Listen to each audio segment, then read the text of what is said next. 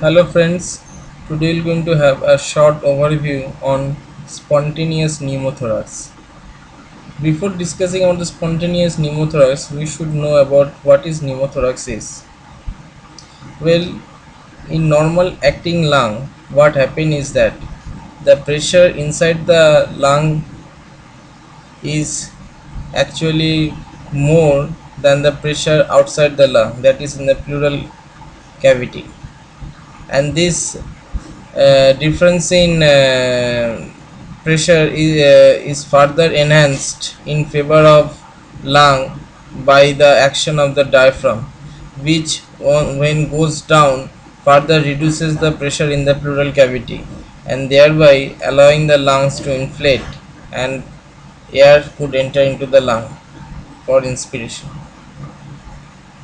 So this is the normal way of working of lung.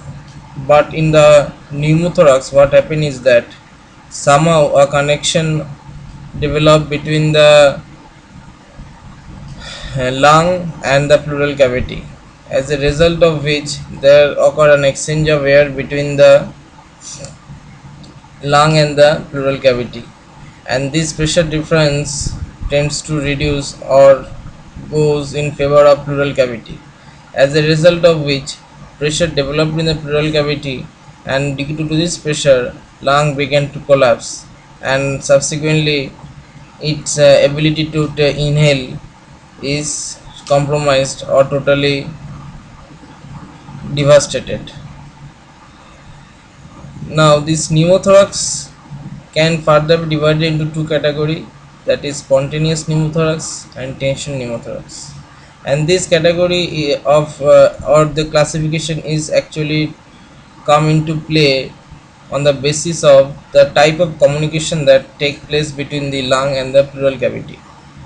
If due to any reason the connection develop in such a way that the air can go both from the pleural cavity into the lung and from lung to the pleural cavity, then it is known as spontaneous pneumothorax, and in such cases air pressure never develop to such an extent that it can really compromise the total lung function,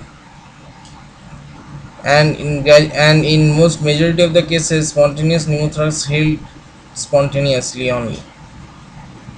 But in the tension pneumothorax, which is much dangerous variety of pneumothorax, what happen is that the connection that has been developed between these two pressure chamber become like a one-way valve in favor of the pleural cavity. That is, air can enter from the lung into the pleural cavity, but air cannot go from the pleural cavity to the lung, as a result of which with every inspiration or coughing, pressure goes on developing into the pleural cavity, and the pressure ultimately develop to such a dangerous extent that it causes the collapse of the whole lung, and subsequently the mediastinal shifting.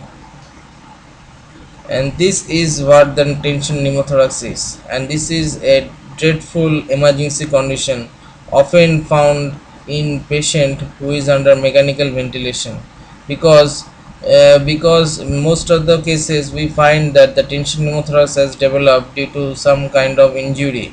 It may be due to a penetrating injury, or it may be due to secondarily from the mechanical ventilation with high pressure being acting on the respiratory tract.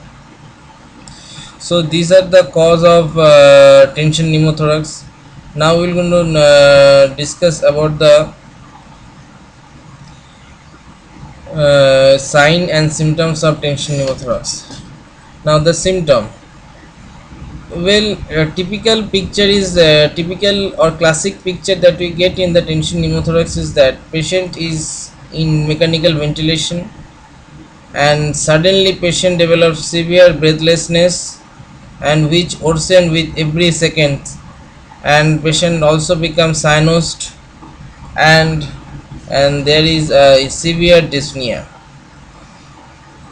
This is almost suggesting towards the tension pneumothorax.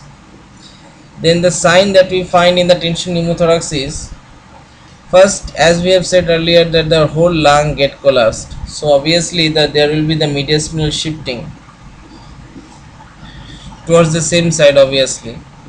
Then we'll find that there is a hyper resonance on percussion.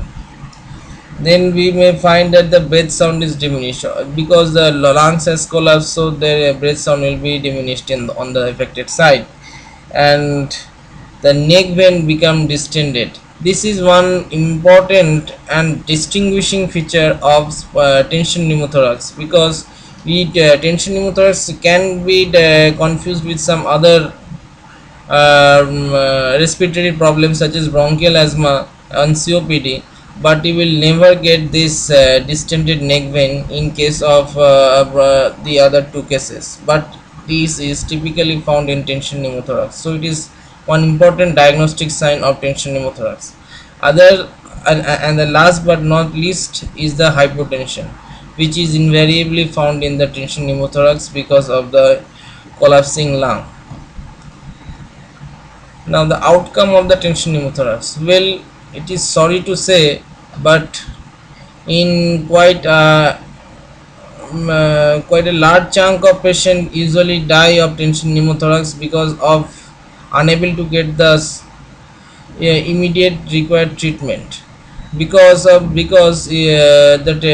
tension pneumothorax is very severe, and actually the patient progresses to a grave extent in a very short span of time. This is one of the most important reason for its high mortality.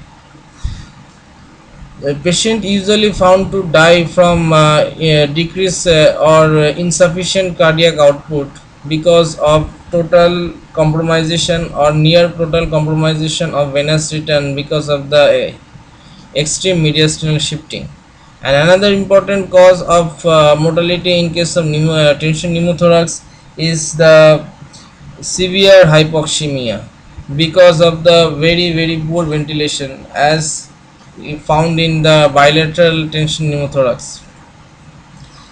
And in unilateral tension pneumothorax also this severe hypoxemia may be found. So these are the outcome, but one thing is to be said that in the hospital setting very few people die with the tension pneumothorax, as doctors are quite equipped to deal with them, because the treatment is quite simple and rewarding. So we're going to know about the treatment of tension pneumothorax. In tension pneumothorax, the standard treatment is insertion of a wide bore needle into the pleural cavity and subsequently drainage of the air from the pleural cavity. Well, one thing is to mention here is that this procedure is very painful, as we are inserting a widely bore needle into the pleural cavity in a patient who is already very much distressed with the tension pneumothorax. So this is quite a painful procedure and often require previous analgesic doses. In the tension pneumothorax, once the wide bore needle has been inserted and the immediate decompression of pleural cavity is done, one thing is to be noted here is that the needle is not taken out immediately, but it is kept there until the